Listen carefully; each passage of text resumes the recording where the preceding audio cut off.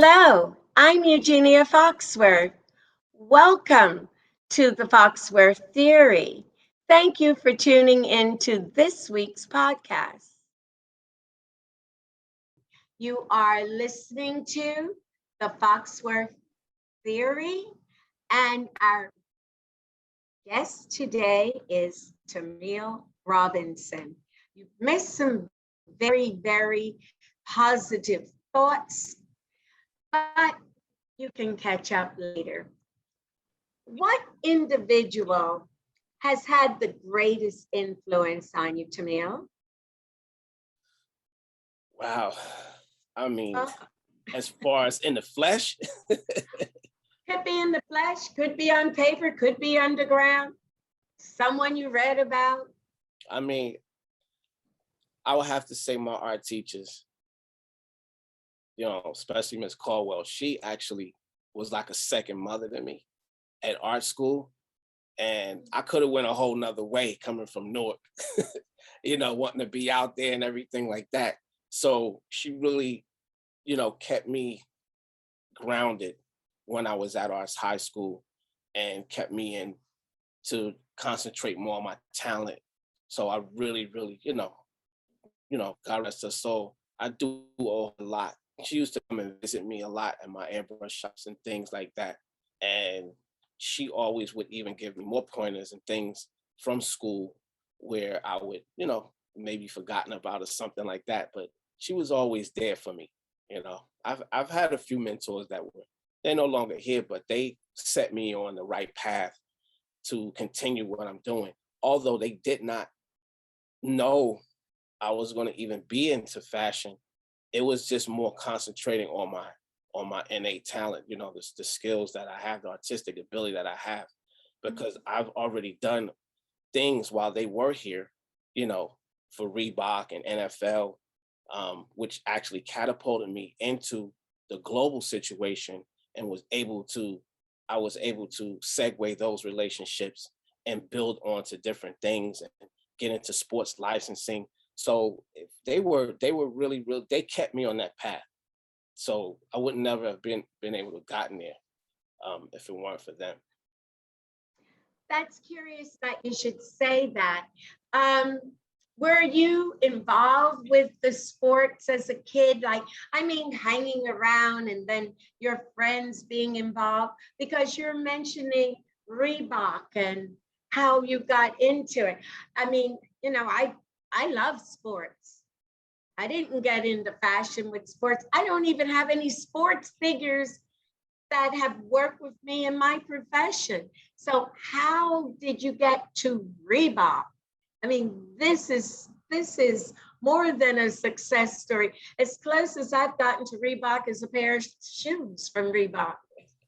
Well, I when I got on Fashion Avenue really quick, I was able to use my artistic talent, creating different looks in the sports. Sports and the hip hop culture went head to head, not in a rebuttal, but in a fusion. So those street looks started. Well, the street looks started adapting the sport looks and vice versa. So I was introduced to some people at Puma. I used to do some things for Puma at the time. And then from Puma, it went from Reebok. And then from Reebok, it went to, me working with the Allen Iverson collection and doing all of those things before, because of the urban fashion scene that came on and the sports industry, the whole industry, like the whole world started grasping to the urban hip hop scene because it was becoming a phenomenon. That was with music, that was with styling, that was with clothing, that was everything that we were making. And don't forget, before all of that, there was something called the Black Expo. The Black Expo went from town to town. I traveled with this whole thing. And this was with my t-shirts at the time. So those were more, sporty looking. So it would be more of like a sports look. And when the Black Expo was around, that's when all the other brands started coming up, the Cross Colors and all those different brands. And they started making this really, really big frenzy. And from there, when the industry caught on to it, they started segueing us over to this place in Vegas called Magic. That was a trade show. And that trade show killed the Black Expo because that conglomerate and everybody running over there, and then the whole world, latching into the whole urban thing and the whole hip hop thing, it kind of sucked it into, like it did with hip hop music. Hip hop music was very underground at first before it got to the Grammys. So this is the same thing. Now, from urban, from streetwear to sportswear to sports licensing, it all encompasses streetwear. It all encompasses the urban culture, like everything that's being done right now. You see on the runways and in videos and on TikTok, and it's all the dancing, like everything is all encompassed in that. So that's how sports found me, and I found sports because I was a big sports fan. I love football, NFL. So it wasn't really anything that I had to, grasp onto. I was always into sports. Not so much now. Huh?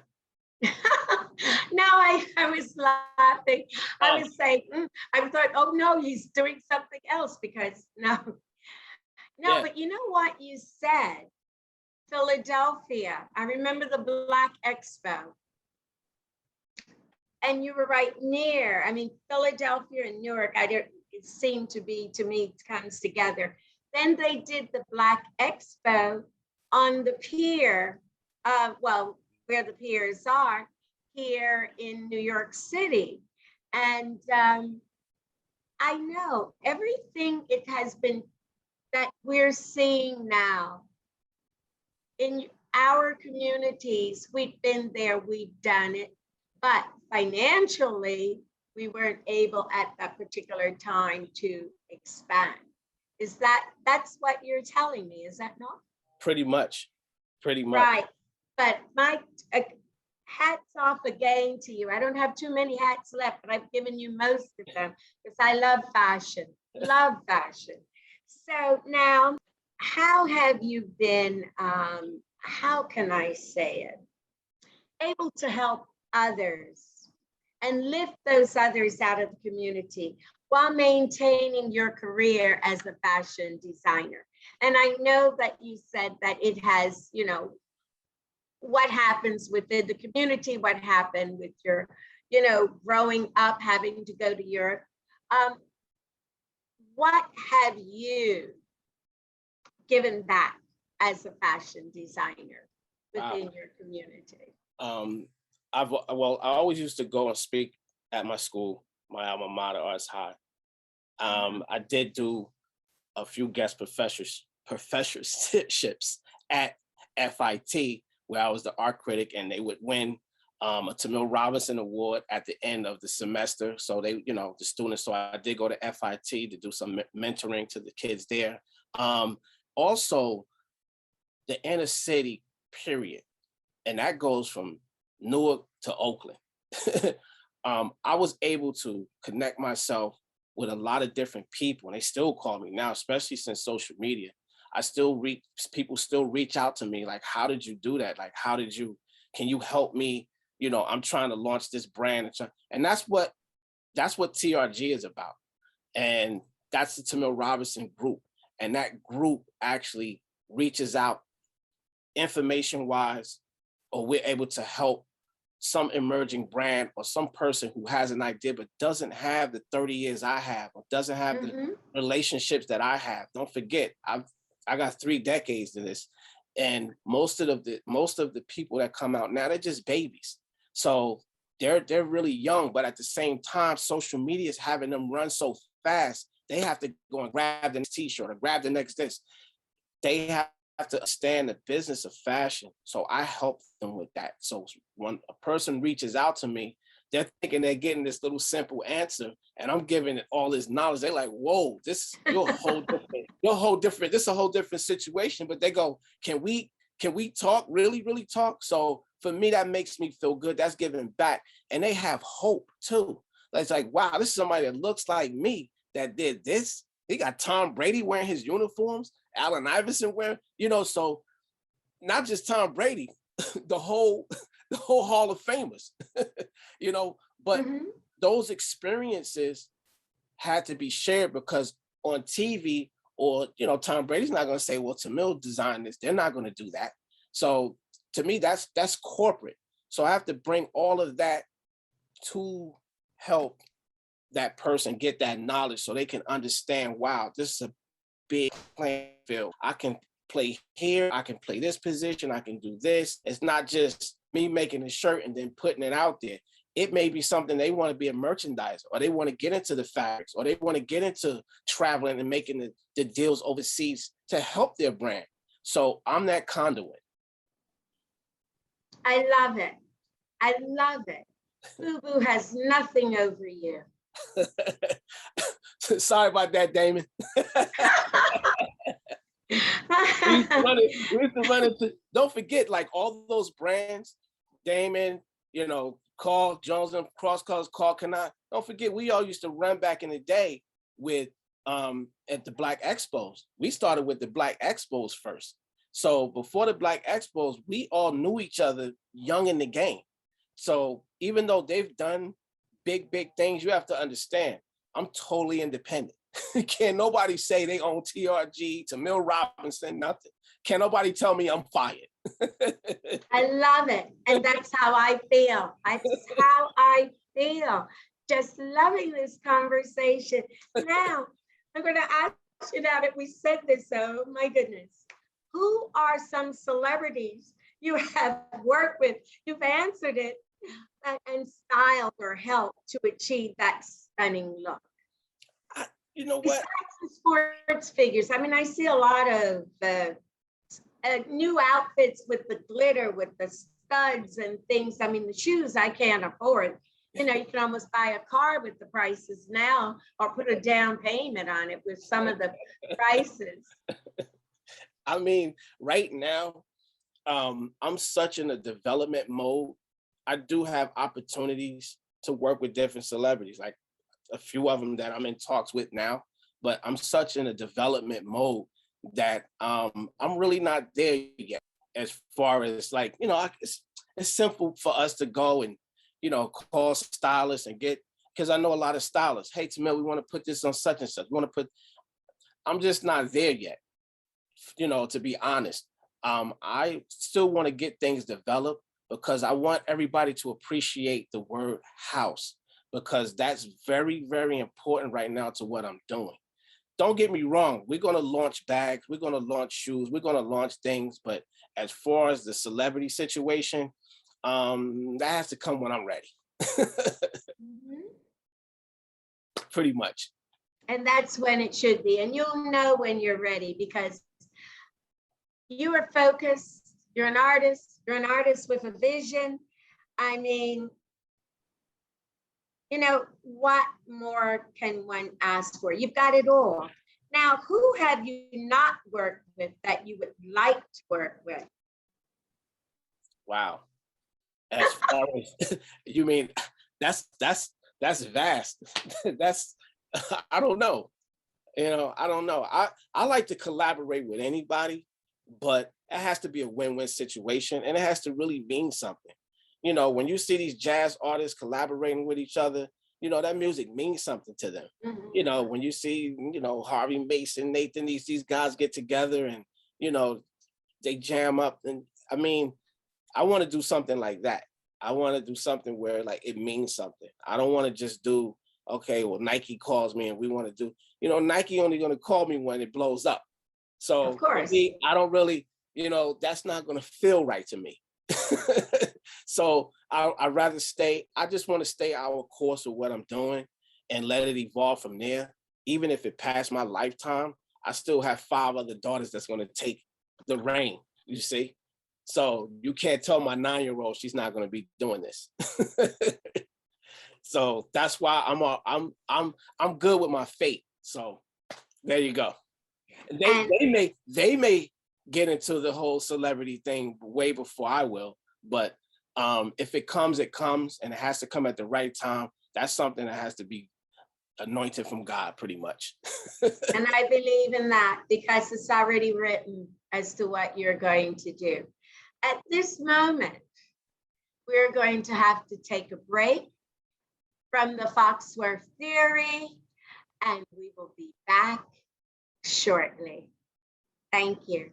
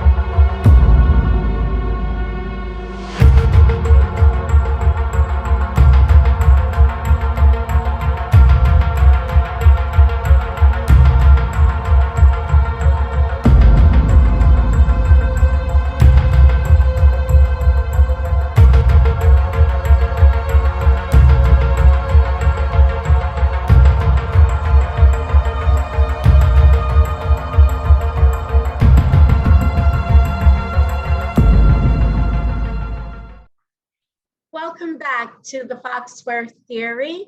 If you're just tuning in, our guest today is Tamil Robinson, one of the fashion designers that you should all know about.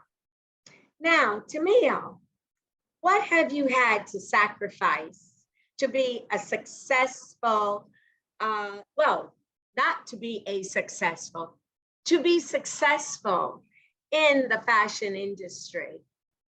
Wow, that's a really, really good question. And I'm, it's the first time someone asked me that because I had to sacrifice a lot.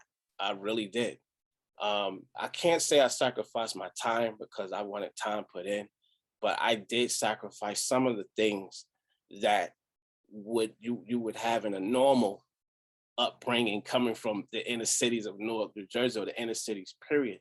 Like I had to go off in a different, and I had to, and that's family pretty much, because you got to understand something. I'm first generation everything. Being born and then going to art school, you know, not going into the conventional way of college and things like that, the doctor's lawyer, no disrespect to any of that, because I was born an artistic person, but I had to sacrifice a lot because a lot of people coming from where I came from didn't understand.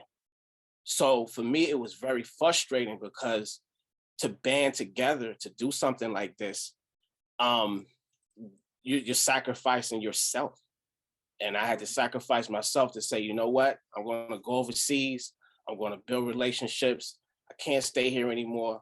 I had to do the best I can financially. So that was a big sacrifice as well. And then trying to have a family and doing that, and they're not understanding, that was really, really hard. And it hurt a lot. It hurt a lot.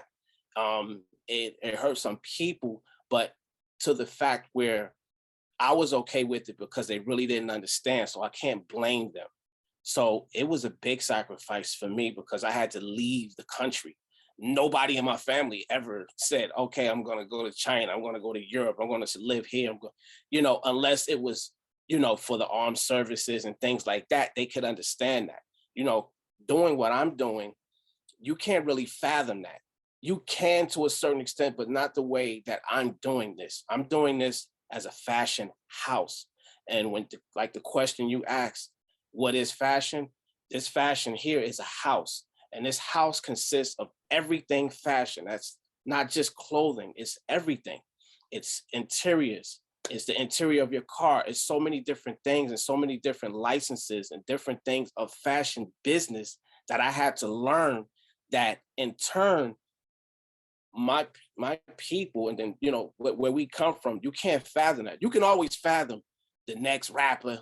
You can fathom that coming out of the hood. You can fathom the next ball player, the next LeBron. You can fathom the next Jay-Z. You can fathom the next even Michael Jackson. But to fathom a true fashion house, what we're doing at the level of an LVMH, which in turn, they own a whole conglomerate of things. So for me, it's not just about my label, which is Amiyah. It's about the TRG umbrella, which I would need the knowledge, the experience, the know-how, the financing, the investors to really pull that off. So that means there's an Amiot brand, there's a Foxworth brand, there's a Mike brand, there's an Angelo brand. So it's more so than not like an LVMH, but they would understand a Berry Gordy thing, because Berry Gordy had Motown. In Motown, he had the Supremes, he had the Temptations, he had the Four Tops. So I have to put it in that context to my folks so they can understand how this thing goes, because they really can't grasp it.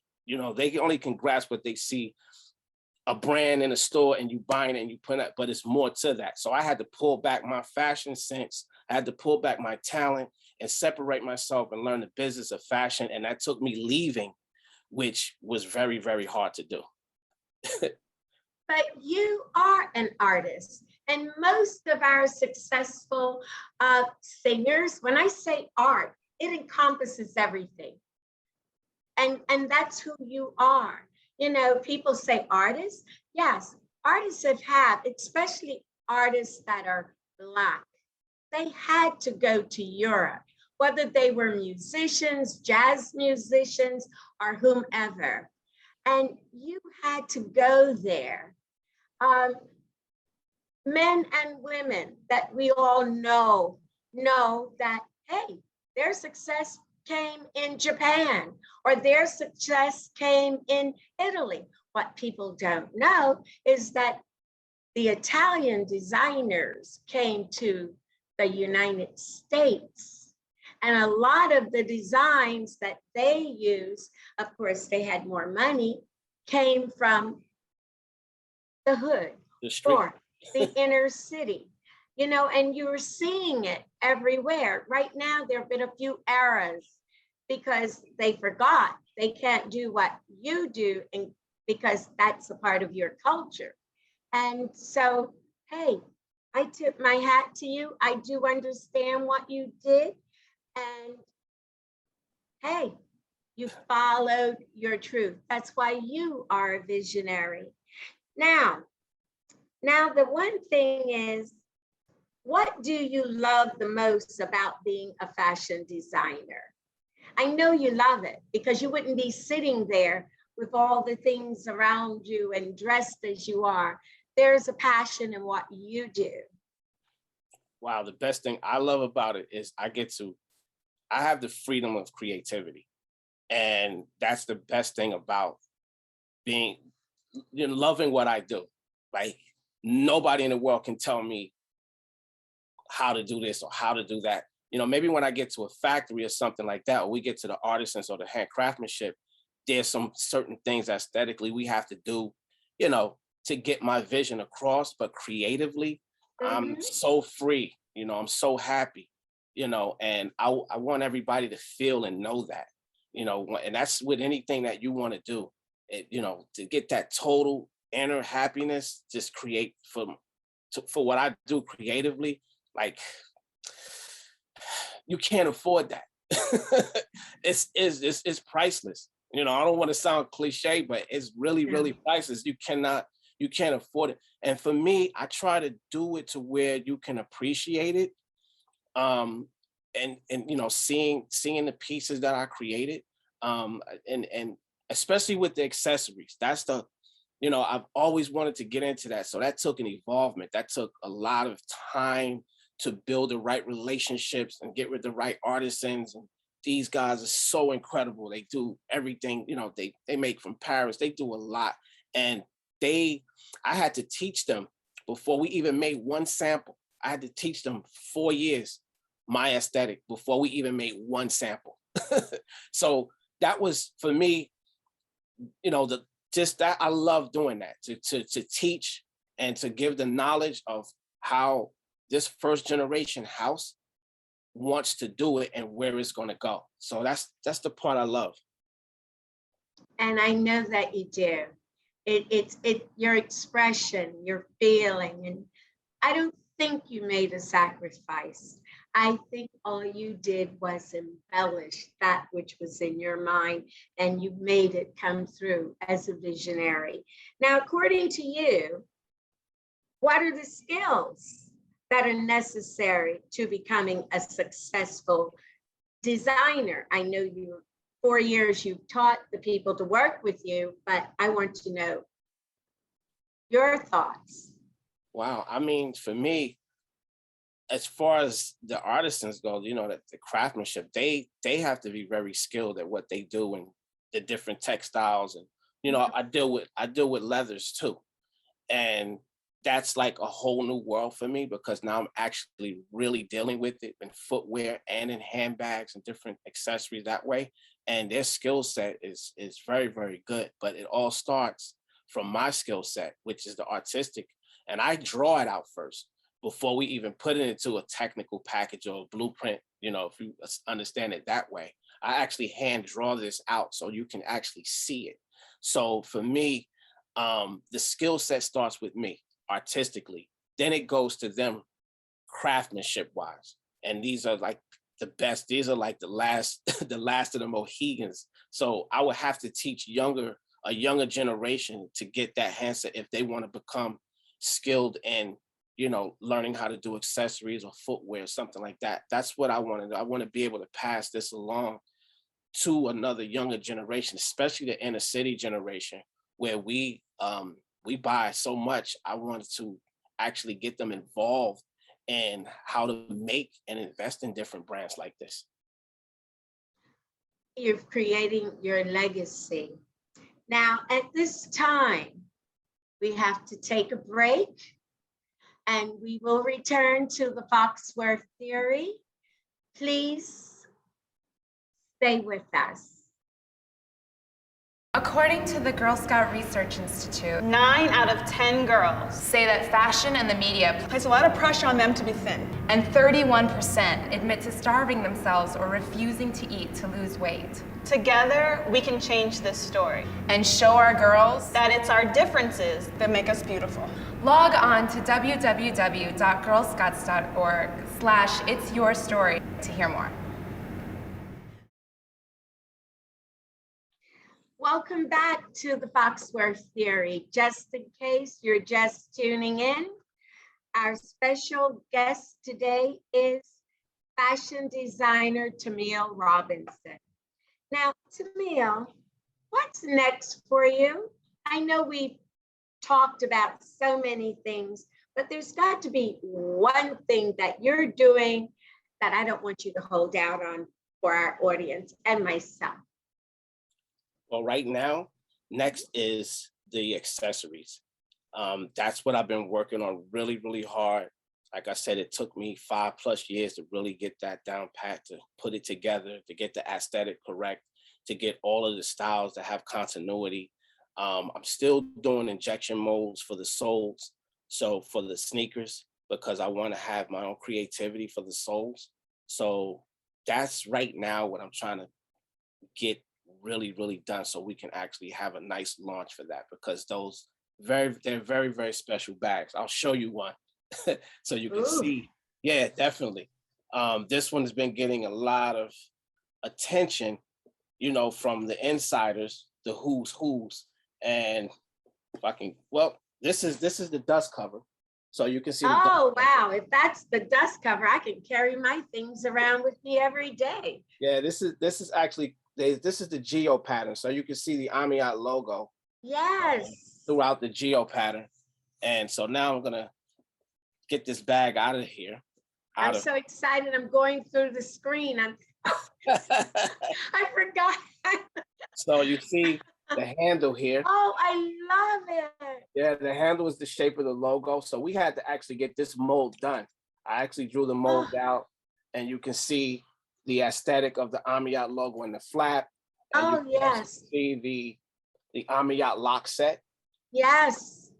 And then inside, you see the geo pattern that's in the same blue as the dust cover. It's fabulous. It is fabulous. Thank you. So this is the back. That's great. And it's leather. Oh, yeah. Now, oh, I know, I can tell. This is the best quality. I know everybody's going to toot their own horn with their own product, but I can honestly say this is the best quality leather because, for one, they're not allowed to slaughter animals here. So these cows actually die. So A lot of people say, oh, it's vegan leather. There's no such thing as that. So, Yeah. it's no such thing as vegan leather. It's either real or fake. I wanted to, my fabrics are real, the best world, the best Dupion silk, the best silk fabrics, or whatever it may be. So I wanted to deal with the best leathers in the world. Today, I want to thank you, and I want to thank our team.